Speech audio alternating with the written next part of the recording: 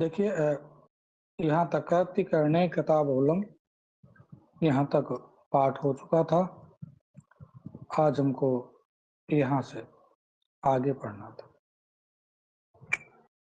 तृतीया तत्पुरुष समास तक हो गया था। आज चतुर्थी तत्पुरुष समास से चलना है।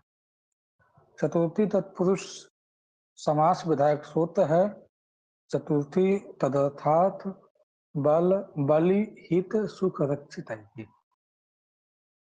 ये सूत्र है। इसमें चतुर्थी आप देख रहे हैं, ये है प्रथमांत पद है। इसके बाद तस्मै इदम तदर्थम और तदर्थंच अर्थश्च, इसके बाद बलिंच हितंच, इनका इतरेतर योग द्वंद्व समास होकर के ये सुख रक्षित ही तृतीयांत पद बनेगा, तृतीया के बहुवचन में बनेगा। और पीछे से जो अनुवृत्ति चली आ रही है वो सब आ जाएंगे। चतुर्थी जो ये पद है, यह पद प्रत्यय का बोधक है, उसके चलते एक इसमें तुरंत विधि हो जाएगी। जो भी आपने प्रत्यय के बोधक पद अब तक देखे होंगे, सब में तदंत विधि हुई है। जैसे तृतीया के भी प्रत्यय के बोधक पद है, तृतीयांत लिखा। तृतीया के भी प्रत्यय के बोधक पद है, तृतीयांत लिखा। चतुर्थी ये भी प्रत्यय का बोधक पद, प्रत्यय बोधक पद है, इसलिए इसमें भी चतुर्थ्यंत, जो चतुर्थ्यंत चतुर्थ शब्द, चतुर्थ्यंत शब्द का जो अर्थ है अर्थात चतुर्थी विभक्ति है अंत में जिसके। इसके बाद चतुर्थ्यंतार्थाय यत् तद्वाचिना अर्थादिभिश्च चतुर्थ्यंतम व प्रागवत्। हमको केवल यहाँ इस चीज को समझना है। जो क्या कह रहे हैं कि चतुर्थ्यंतार्थाय अर्थात चतुर्थ्यंत शब्द का चतुर्थ्यंत के लिए जो वस्तु, एक चतुर्थ्यंत शब्द होगा, उसका चतुर्थ्यंत के लिए जो वस्तु है, तदवाचक जो शब्द होगा, उस वस्तु को बताने वाला कोई शब्द होगा, उसके साथ और अर्थ के साथ, बलि के साथ, हित के साथ समास होता है। हम जब लक्ष्य में घटाएंगे तो इसका संपूर्ण अर्थ वहीं पे संगठित होगा।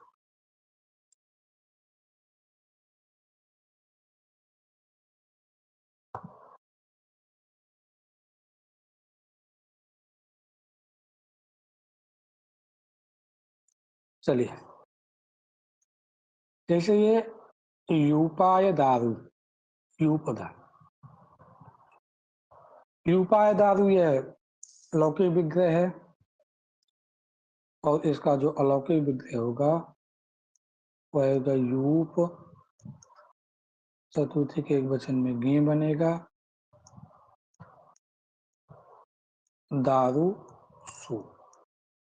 सबसे पहले हमको इसमें सूत्र का अर्थ घटाना है। सूत्र क्या कहता है कि चतुर्थ्यंतार्थाय यत्तद्वाचिना अर्थादिभिश्च चतुर्थ्यंतम व प्रागवत्। यहाँ पर चतुर्थ्यंत पद कौन है? यूपाय।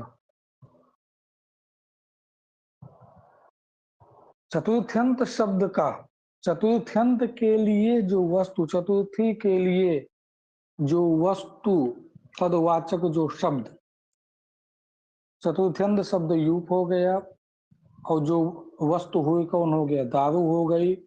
उस दारू शब्द का ये जो चतुर्थ्यंत के लिए जो वस्तु दारू है, उसके साथ समास हो जाएगा। चतुर्थ्यंत शब्द हुआ आपका यूपाय और चतुर्थ्यंत के लिए जो वस्तु, चतुर्थ्यंत अर्थात चतुर्थी विभक्ति है अंत में जिसके, उसके लिए जो वस्तु, ये जो लकड़ी है, दारू मतलब होता है लकड़ी, ये किसके लिए है? ये लकड़ी खंभे के लिए। ये खंभा कौन पद कौन है? खंभा पद चतुर्थी का चतुर्थ्यंत पद है। तो सूत्र का तो संगठित हो गया, चतुर्थ्यंत शब्द हो गया आपका युपाय। और उसी चतुर्थ्यंत शब्द के लिए जो वस्तु चतुर्थ्यंत अर्थात यूप के लिए ही कौन वस्तु है? दारू, यह लकड़ी। तो लकड़ी पड़ी हुई है, किसी ने पूछा कि यह लकड़ी किस लिए है? यूपाय, अर्थात खंभा बनाने के लिए यह लकड़ी है। तो चतुर्थ्यंत जो यूपाय है उसका साथ जो दारू, इस चतुर्थ्यंत के लिए ही दारू शब्द है, उसके साथ समास हो जाएगा। समासत्वात् प्रातिपदिक संज्ञा, प्रातिपदिकत्वात् जान ही रहे व्यक्ति का लोप हो जाएगा, यूप दारू बन जाएगा। समास के बाद की प्रक्रिया में तो कोई समस्या नहीं है। यदि समस्या है तो बता दिए, यूप दारू बनेगा, क्योंकि पूरे सूत्र उसी प्रकार लगना है। दारू शब्द में ह्रस्व है, उगा दीर्घ नहीं।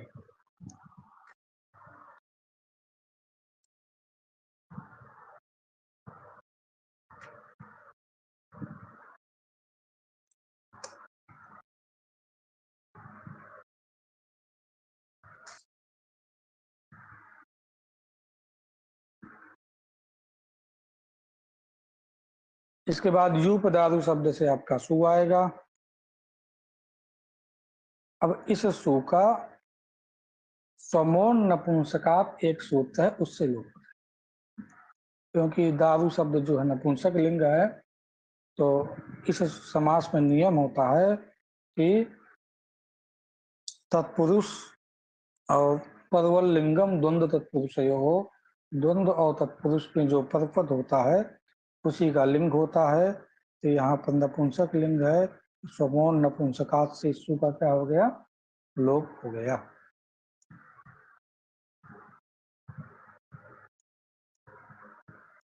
समोन नपुंसकात से तो यूप दारू यह प्रयोग बन गया।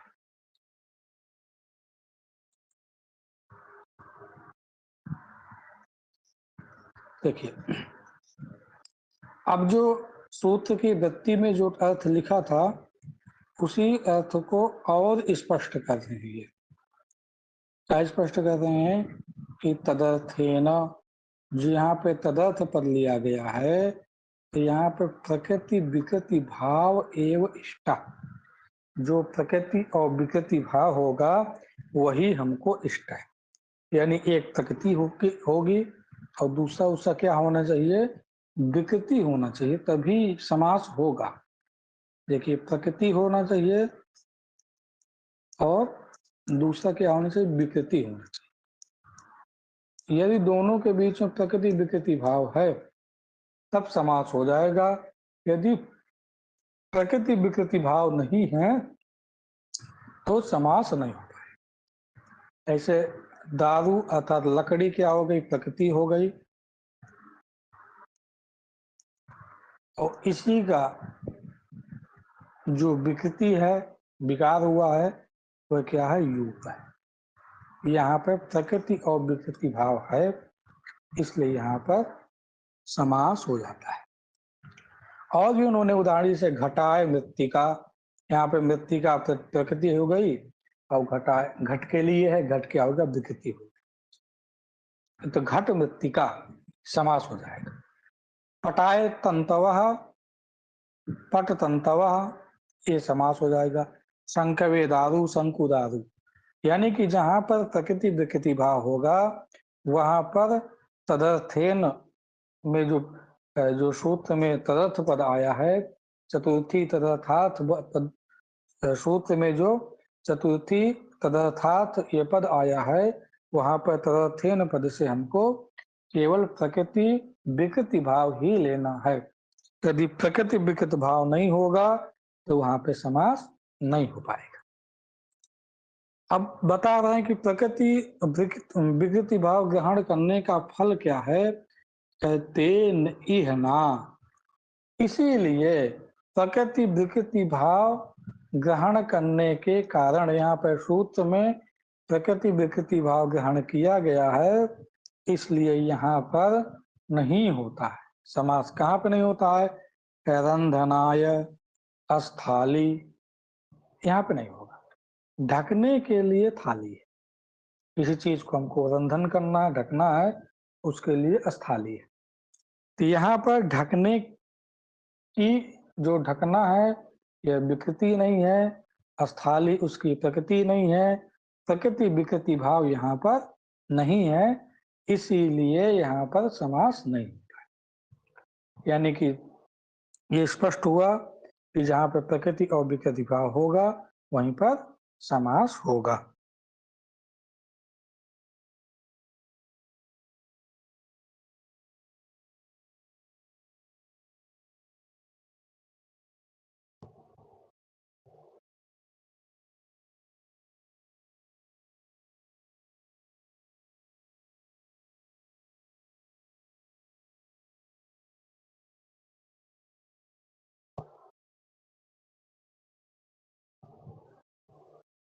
चलिए, यहाँ तक सब कुछ स्पष्ट है? यहाँ तक में किसी कुछ पूछना तो नहीं?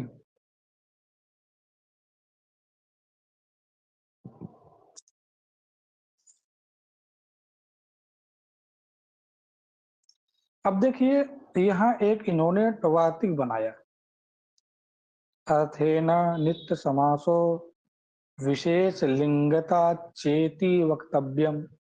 यह बनाने की आवश्यकता क्यों पड़ी, पहले हम इसको समझ लेते हैं। इन्होंने एक यहाँ पर पद दिया, विशेष लिंगता च इति वक्तव्यम। विशेष पद का जो लिंग है वही लिंग जानना चाहिए। अर्थ शब्द के साथ जो समास होता है वह नित्य समास होता है, क्योंकि नित्य समास भी कहने का प्रयोजन ये है क्योंकि ये महाविभाषा के अधिकार में है, महाविभाषा है उसके अधिकार में है। समास जो होते हैं सब क्या होते हैं? अनित्य होते हैं, जो इसके अधिकार में है। ये भी समास विकल्प से थी, उसके लिए वार्तिक बना दिया कि नित्य समास। दूसरा कहा विशेष लिंगता। विशेष लिंगता क्यों कहा? क्योंकि एक नियम है, वही परवल लिंगम, देखिए इसमें लिखा है परवल लिंगम इति नियमतः। ये नियम है प्राप्त पुंस्तस्य, उसमें जो पर में जो पद होगा उसमें जो लिंग होगा वही लिंग पूरे समुदाय का होगा, उसमें पुंस्तु की प्राप्ति है, तो उसको बांधने के लिए इन्होंने विशेष पद का जो लिंग होगा वही लिंग पूरे समुदाय का हो, ऐसा इन्होंने इस वाक्य में कहा।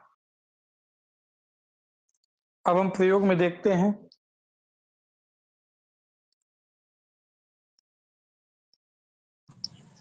इस वार्तिक के बनाने का प्रयोजन स्पष्ट हुआ। पहला नित्य समास है, दूसरा विशेष लिंगता है, यानी ये समास नित्य होगा और इसमें विशेष पद का जो लिंग होगा वही लिंग पूरे समुदाय का होगा। प्रयोग है द्विजार्थः सूपः। ये द्विजार्थः प्रयोग है और सूपः यह विशेष वाचक पद है। इसका जो विग्रह होगा अन्य पद के साथ विग्रह होगा, अन्य पद के साथ समास। विग्रह आपका होगा द्विजाय, ये अलौकिक विग्रह है। द्विजाय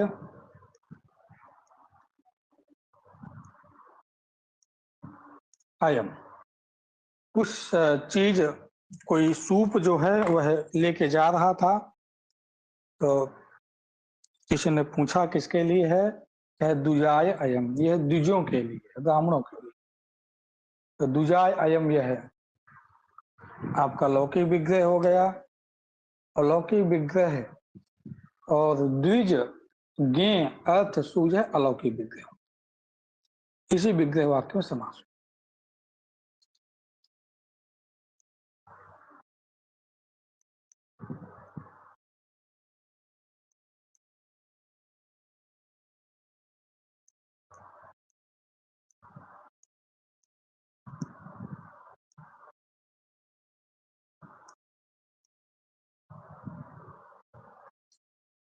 यहाँ पे ये द्विजगे, ये चतुर्थंत पद है, उसका जो है अर्थ सु इसके साथ समास हो जाएगा। समासत्वात् प्रातिपदिक संज्ञा, प्रातिपदिकत्वात् विभक्ति की ये जो ज्ञेय और सु विभक्ति का लोप हो जाएगा।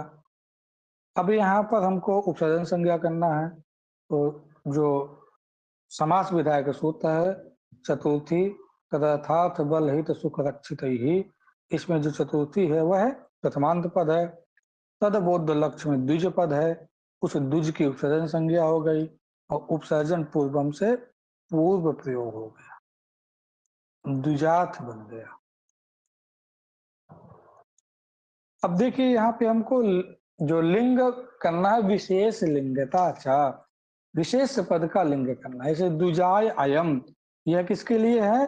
द्विजों के लिए। क्या? तो सूप, यहाँ पे सूप जो पद है वह सूप पद विशेष है।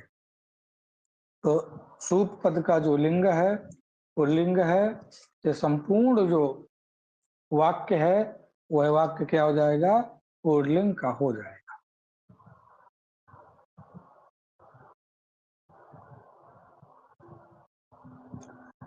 यहाँ तो देखिए पुल्लिंग हो गया, लेकिन अन्यत्र जैसे द्विजाथा, यहाँ अर्थ शब्द है, यहाँ भी पुल्लिंग हो जाता। यहाँ पर यवागु पद का जो लिंग है उसके अनुसार हुआ। पया हमें नपुंसक लिंग है तो उसके अनुसार हुआ, ये बताना चाह रहे हैं। तो जो सूप है उस सूप पद का जो लिंग पुल्लिंग था उसके अनुसार लिंग हो गया, सु आया। सु को क्या हो गया? द्वितीय विसर्ग हो गया। दुजाथा, दुजाथः, सूपः, सूपः, यह प्रयोग बन गया।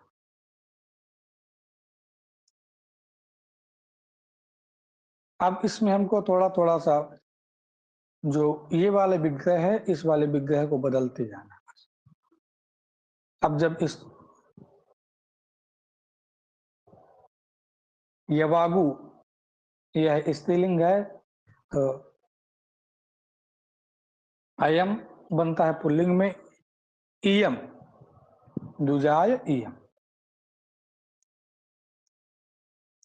कुछ नहीं, संपूर्ण द्विजगे अर्थसु द्विजात सु बनेगा। अब जो यवागु है उस यवागु को मान करके लिंग आएगा। तो यवागु स्त्रीलिंग है, उसको मान करके यहाँ पे स्त्रीलिंग आएगा। यहाँ पे टाप प्रत्यय हो जाएगा, ध्यान देना। सुविभक्ति के उत्पत्ति के पहले ही टाप प्रत्यय हो जाएगा, द्विजाथा सु बनेगा। और सु का हलंग्याभ्यो दीर्घा सुपिस प्रत्यम हल प्रत्यय, उससे इस सु का लोप हो जाएगा, तो द्विजाथा यवागु बन जाएगा। इसके बाद तीसरा है दुजाय इदम। यह दूध किसके लिए है? दुग्धम किसके लिए है? द्विजों के लिए है। तो यहाँ पर अयम की जगह हमको इदम कर देना, इयम की जगह इदम कर देना।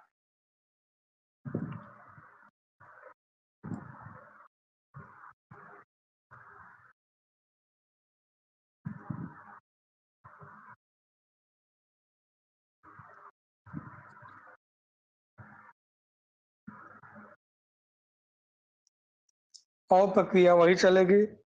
अभी जब यहाँ पे पुनः हम आएंगे तो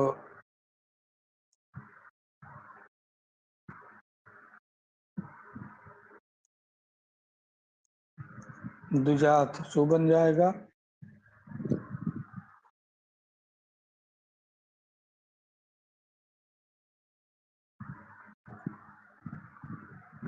इसके बाद स्वमोन नपुंसकात, नपुंसक लिंग का है, तो यहाँ पर भी सु का लोप हो जाएगा, तो द्विजार्थ बनेगा।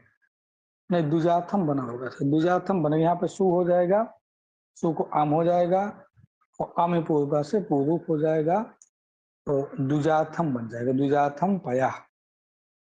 तो विशेष लिंगता होने के चलते पया में नपुंसक लिंग द्विजार्थम बन गया, यवागु में स्त्रीलिंग और सूप में पुल्लिंग। और जो समास होता है समास नित्य होता है, यानी कि आप दुजाय अर्थः ऐसे प्रयोग नहीं कर सकते।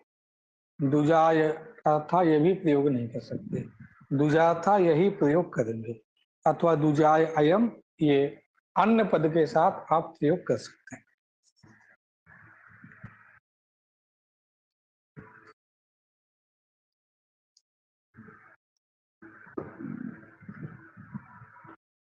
ये बात समझ में आई?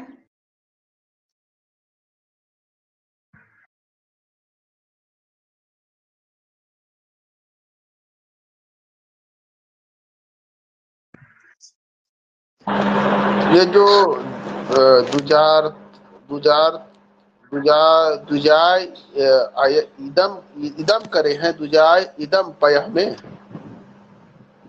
हाँ, दुजा इदम होगा भाई, नपुंसक लिंग है ना। अच्छा, तो ये हाँ तो यवागु तो केवल, स्त्रीलिंग है।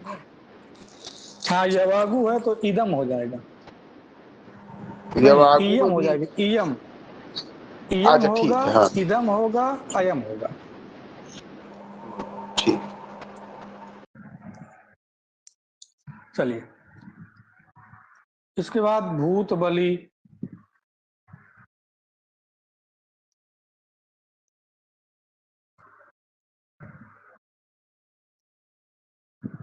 भूतेभ्यः बलि भूत बलि, अर्थात भूतों के लिए बलि।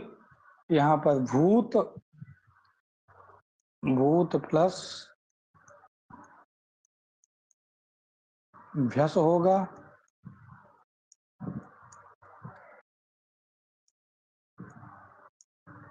बलि सु होगा।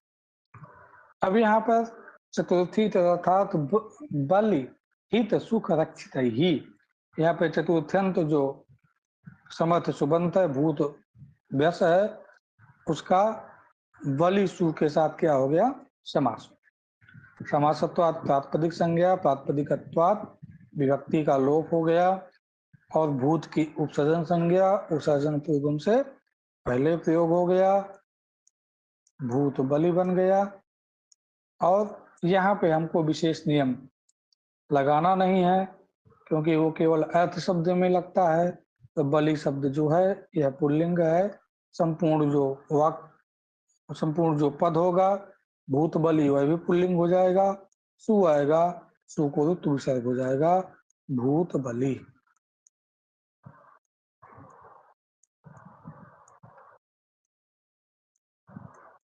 ये प्रयोग बन जाए। गोहितम, अब सभी प्रयोग एकदम समान उसी प्रकार है, केवल हमको शीघ्रता से उनको देखते जाना है।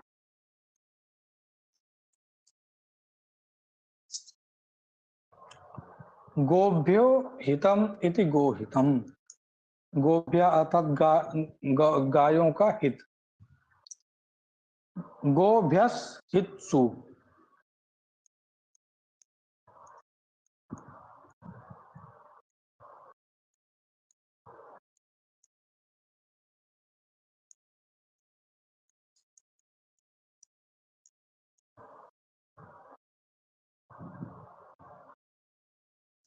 यहाँ पर जो हित शब्द है, बल हित चतुर्थ्यंत प्रातिपदिक गोभ्यस हुआ, हित शब्द के साथ समास हुआ, समासत्वात् तात्पर्य संज्ञा विभक्ति का लोप हो गया दोनों का, गो की उपसर्जन संज्ञा प्रथमा निर्दिष्टम समास उपसर्जनम, समास विधायक शास्त्र, यहाँ पे जो समास विधायक शास्त्र है उसमें प्रथमांत पद चतुर्थी है, तदबोध लक्ष्य में गो, गो है उसकी उपसर्जन संज्ञा हो जाएगी, उपसर्जनम पूर्वम से पहले प्रयोग हो जाएगा, गोहित बन जाएगा।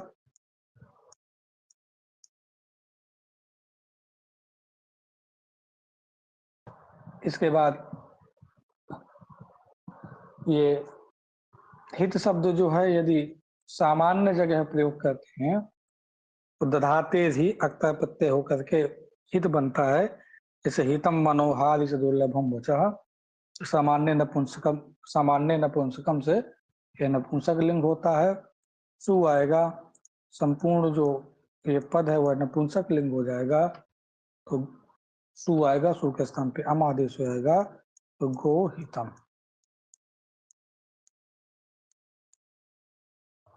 अब ये लोग बताइए, आप लोग जो हित शब्द है, हित शब्द में कौन सा प्रत्यय है और कौन सी धातु है?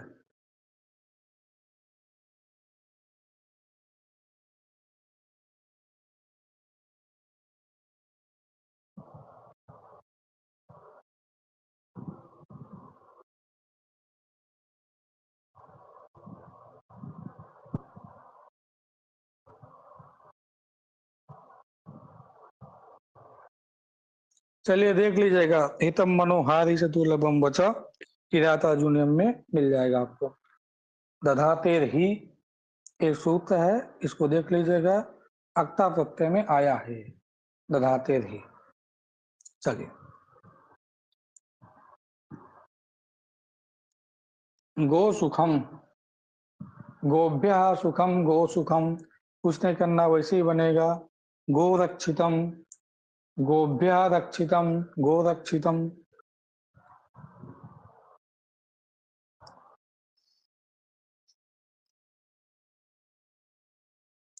अब लोग सिद्धांत में यहाँ से जो चतुर्थी समास है वह क्या होता है? संपूर्ण होता है। अब आगे पंचमी समास। पंचमी भाई ना सूत्र है, यह पंचमी जो है प्रथमांत पद है, भयन जो है तृतीयांत।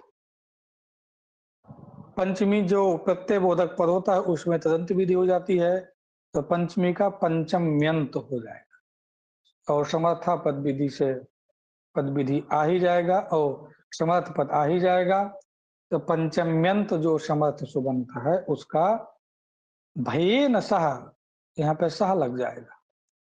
तृतीय है अर्थात भयवाचक जो समर्थ सुबंत होते हैं उनके साथ समास होता है।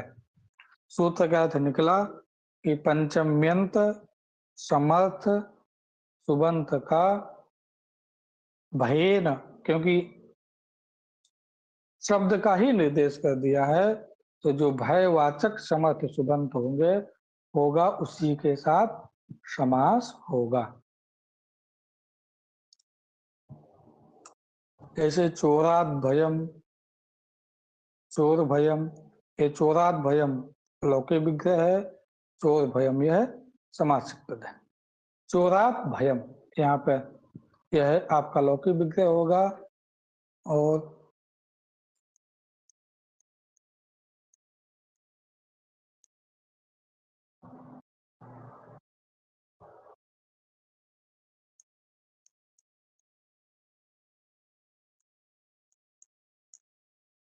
चोर गसी भयसु यह अलौकिक विग्रह है, इसी अलौकिक विग्रह वाक्य में समास होगा।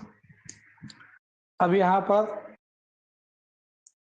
पंचम्यंत पद हो गया चोर गस और उसके बाद भयवाचक जो समर्थ सुबंत है भय सु है, उसके साथ समास हुआ। समासत्वात् तात्पर्य संज्ञा, तात्पर्यत्वात् जो है विभक्ति है, इनका लोप हो गया, चोर भय बन गया।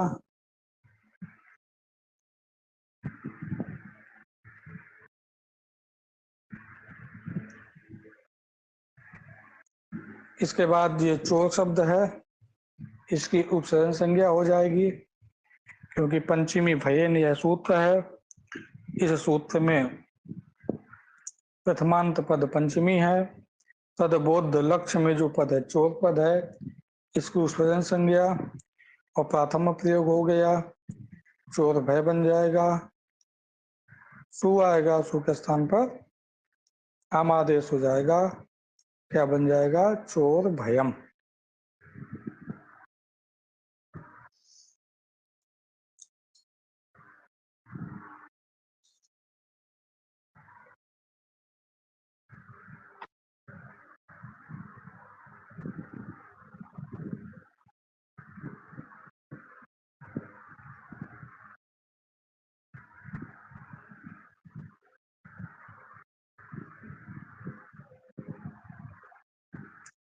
आज यहीं तक रखते हैं। यहाँ तक में यदि किसी कुछ पूछना हो तो पूछ सकता है।